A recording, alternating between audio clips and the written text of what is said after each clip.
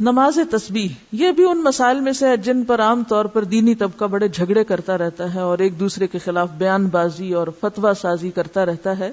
تو آئیے دیکھتے ہیں کہ اس کی کیا حقیقت ہے. کسی نے مجھ سے اس پہ بات کی کہ آپ کیوں اجازت دیتی ہیں لوگوں کو تسبیح نماز پڑھنے کی؟ تو اس میں نے ان سے کہا کہ حدیث کے اس طرح روایات یعنی چین موجود ہیں، اور میں نے کچھ میرا خیال ہے 10 12 13 سال پہلے ان روایتوں کو بھی جمع کیا تھا. وہ میں نے اپنی ڈائری پر ایک نوٹ کر لی، جب کبھی مجھ سے کوئی سوال کرتا تو بتا دیتی. تو مجھ سے کسی نے حجت کی، ٹھیک ہے آپ نے حضرت عباس کو بتائی تھی، خود تو نہیں پڑھی تھی. مجھے یہ بتائیے کہ کیا آپ کا بتانا کافی نہیں؟ یہ کوئی دلیل ہے؟ دوسری بات یہ کہ بعض اوقات جماعت سے بھی لوگوں نے پڑھی، اور جن پڑھانے والوں میں خود بھی شامل تھی، اگرچہ اب میں اس کو بہت عرصے سے بالکل ترک کر چکی ہوں، کیونکہ افضل یہی ہے کہ جماعت سے یہ چونکہ نہیں پڑھنے کو کہا گیا تو نہ پڑھی جائے. اگرچہ کئی نفل نمازیں جماعت سے بھی پڑھی جاتی ہیں، جس میں نماز تراویح بھی ہے اور کچھ اور، کہ لوگ اس میں پھر خود نہیں گن سکتے، نہیں پڑھ سکتے، تو بعض اوقات وہ آسانی سمجھتے کہ چلو، اور بعض لمبی نماز اکیلے پڑھنے مشکل ہوتی، سب کے ساتھ مل کے پڑھنے. تو اس کے لیے بھی جس کو سامنے رکھ کے میں عمل کرتی تھی وہ یہ کہ نفل نماز چونکہ جماعت سے پڑھی گئی ہے اور یہ بھی ایک نفل نماز ہے تو کوئی حرج نہیں اگر کوئی جماعت سے بھی پڑھ رہا ہے، لیکن پھر بھی بہتر یہی ہے کہ آپ الگ پڑھیں، اور کم از کم مجھ جیسے لوگ اس چیز کو اتنی ہوا نہ دیں. جب تک اس بات کا مجھے نہیں علم تھا کہ زیادہ پسندیدہ یہ ہے، اس وقت تک میں خود اس کو جماعت سے پڑھاتی بھی رہی ہوں اور پڑھتی بھی رہی ہوں. تو افضل کیا ہے؟ اکیلے پڑھیں. لیکن ایک بات یاد رکھیں، بعض اوقات لوگ صرف نماز تسبیح پڑھنے کے بہانے آ جاتے ہیں اور پھر آپ ان کو جو چاہیں سکھا لیں. مجھے اچھی طرح یاد ہے کہ جب میں نے تبلیغ کا عام کام شروع کیا تو ابتدا میں ہم نماز تسبیح کی دعوت دیتے تھے. تو کہتی ہوں کہاں سے لوگ آ جاتے تھے آپ سوچ ہی نہیں سکتے. اور جب وہ آ جاتے تھے میں ان کو بٹھاتی تھی، میں کہتی تھی یہ نفل ہے، پہلے فرض پورا کرو. وہ کہتے تھے کیا؟ میں کہتی تھی علم حاصل کرنا فرض ہے، پہلے درس کریں گے پھر تسبیح پڑھیں گے. اور اس طرح الحمدللہ اس علم کے شوق میں پھر بہت سی اچھی باتیں انہیں سکھائیں. کرتے کرتے لوگوں کو نماز تسبیح تو بھول گئی اور درس یاد ہو گئے. سیکھنے سکھانے کا سلسلہ. تو اس میں یہ ہے کہ بہرحال پھر بھی میں یہ کہوں گی کہ نفل نماز کی چونکہ جماعت سے پڑھنے کی رخصت موجود ہے، تو کبھی اگر کسی نے ایسا کر لیا تو ہم اس کو حرام یا بدعت یا ایسا نہیں قرار دیں گے. جس چیز کی ایک گنجائش کہیں موجود ہے تو کبھی دین کے فائدے میں اسے کر بھی لیا جائے تو وہ کفر میں شامل نہیں ہو جاتا. یا تو یہ نا بالکل ہی دلیل نہ ہو کہ نفل نماز کی جماعت کی دلیل ہے ہی نہیں، پھر تو غلط ہے. لیکن اگر دلیل ہے، جیسے عثمان بن مالک کی روایت میں آتا ہے، انہوں نے اپنے گھر کے ایک حصے کو مسجد بنانا چاہا تو آپ کو دعوت دی، آپ تشریف لائے، سب لوگ اکٹھے ہوئے تو آپ نے فرض نماز کے علاوہ ایک وقت میں نفل وہاں باجماعت پڑھا ہے. اسی طرح حضرت انس کے گھر گئے کہ آپ حضرت انس آگے تھے، پھر وہ پیچھے خاتون تھی. مسلم کی روایت میں آتا ہے فصلی بنا فی غیر صلاۃ الفریضۃ، یا کچھ ایسا لفظ ہے کہ ہمیں آپ نے فرض نماز کے علاوہ وقت میں نفل نماز جو تھے جماعت سے پڑھائے. تو اکا دکا اگر مثالیں ملتی ہیں تو کبھی اکا دکا دفعہ اگر آپ ایسا بھی کر لیں تو گناہ میں شامل نہیں ہوگا. ہاں یہ ضرور خیال کریں کہ نوافل فرائض پر نہ چھا جائیں، کہ لوگ فرض بھول جائیں اور نفل کی طرف چل پڑیں، بلکہ نفل کے لیے آئیں تو ان کو فرض یاد دلائیں.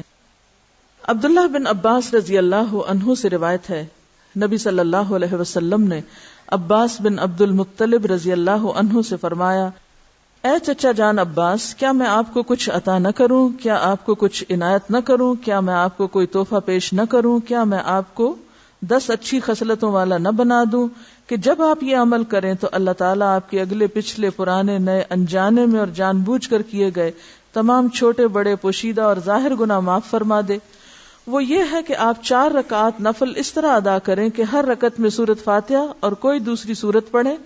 جب آپ اس قرات سے فارغ ہو جائیں تو قیام کی حالت میں ہی یہ کلمات 15 بار پڑھیں، یعنی قرات کر کے سورۃ الفاتحہ پڑھ کے سبحان اللہ والحمد للہ ولا الہ الا اللہ واللہ اکبر. پھر آپ رکوع میں جائیں، تسبیحات رکوع سے فارغ ہو کر رکوع میں ہی ان کلمات کو 10 بار دہرائیں. پھر رکوع سے اٹھ جائیں اور سمع اللہ لمن حمدہ وغیرہ سے فارغ ہو کر 10 بار ہی کلمات پڑھیں. پھر سجدے میں جائیں، سجدے کی دعائیں پڑھنے کے بعد یہی کلمات 10 بار پڑھیں. پھر سجدے سے سر اٹھائیں اور جلسہ میں جو دعائیں ہیں وہ پڑھ کے 10 بار انہی کلمات کو دہرائیں. پھر دوسرے سجدے میں چلے جائیں، پہلے سجدے کی طرح 10 بار پھر اس تسبیح کو ادا کریں. پھر سجدے سے سر اٹھائیں اور جلسہ استراحت میں کچھ اور پڑھے بغیر 10 بار اس تسبیح کو دہرائیں. ایک رکعت میں کل 75 تسبیحات ہوئی. اسی طرح چاروں رکعات میں یہ عمل دہرائیں. اگر آپ طاقت رکھتے ہو تو نماز تسبیح روزانہ ایک بار پڑھیں. اگر آپ ایسا نہ کر سکتے ہو تو ہر جمعہ ایک بار پڑھیں. یہ نہ کر سکتے ہو تو ہر مہینے میں ایک بار پڑھیں. یہ بھی نہ کر سکے تو سال میں ایک بار. اگر آپ سال میں بھی ایک بار نہ کر سکتے ہو تو زندگی میں ایک بار ضرور پڑھیں. حافظ ابن حجر رحمۃ اللہ علیہ فرماتے ہیں کہ یہ حدیث کثرت طرق کی بنا پر حسن درجے کی ہے. یعنی نماز تسبیح کی حدیث جو ہے اس کے بہت سے طرق ہیں، یعنی بہت سی چینز ہیں، اس لیے یہ حسن درجے کی ہے. شیخ البانی فرماتے ہیں کہ امام حاکم اور حافظ ذہبی نے اس حدیث کی تقویت کی طرف اشارہ کیا ہے اور یہ حق ہے. یعنی البانی کے نزدیک بھی یہ بات درست ہے کیونکہ اس کے بہت سے طرق ہیں. علامہ مبارک پوری شیخ احمد شاکر نے بھی اسے حسن کہا ہے، جبکہ خطیب بغدادی، نووی، ابن صلاح نے اسے صحیح کہا ہے. بعض اوقات صحیح لغیر ہی ہوتی ہے، یعنی ایک چین میں اگر ایک چیز کی کمی تو دوسری میں وہ نہیں، تو ایک کی کمی دوسرے نے پوری کر دی تو وہ حسن کس درجے پہ آ گئی؟ صحیح کے. لیکن وہ صحیح لذاتی ہی نہیں بلکہ لغیر ہی ہے، یعنی خود سے صحیح نہیں تھی بلکہ دوسری چین نے اس کو صحیح بنا دیا. نماز تسبیح میں تسبیحات تشہد میں التحیات سے پہلے پڑھیں بخلاف دوسرے ارکان کے. ٹھیک ہے، باقی تو یہ نا سورۃ فاتحہ وغیرہ پڑھ کے تلاوت کر کے پھر تسبیح پڑھیں. اسی طرح سجدے کی تسبیح پڑھ کے پھر یہ تسبیحات پڑھیں. سمع اللہ لمن حمدہ کہہ کے پھر تسبیحات پڑھیں. سجدے کی تسبیح پڑھ کے پھر یہ تسبیحات پڑھیں. اسی طرح دوسرے سجدے سے اٹھ کے پڑھ کے پھر اٹھیں.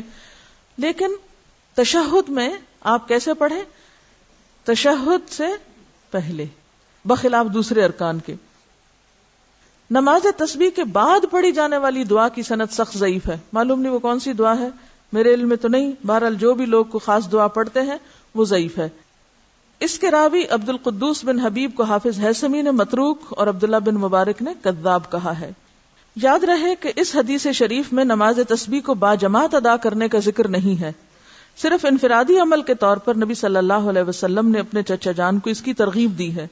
لہذا جو مسلمان نماز تسبیح ادا کرنا چاہے اسے چاہیے کہ پہلے نماز تسبیح کا طریقہ سیکھے پھر اسے تنہائی میں اکیلا پڑھے. یہ رویہ بھی انتہائی مہلک ہے کہ بندہ فرض نمازوں پہ تو توجہ نہ دے مگر نماز تسبیح ادا کرنے کے لیے ہمہ وقت بے تاب رہے. لہذا فرض نمازوں کے تارک کو پہلے سچی توبہ کرنی چاہیے، پھر وہ نماز تسبیح پڑھے تو اسے یقیناً فائدہ ہوگا، کیونکہ فرض قضا کر کے نفل پڑھنے میں فائدہ نہیں ہوتا.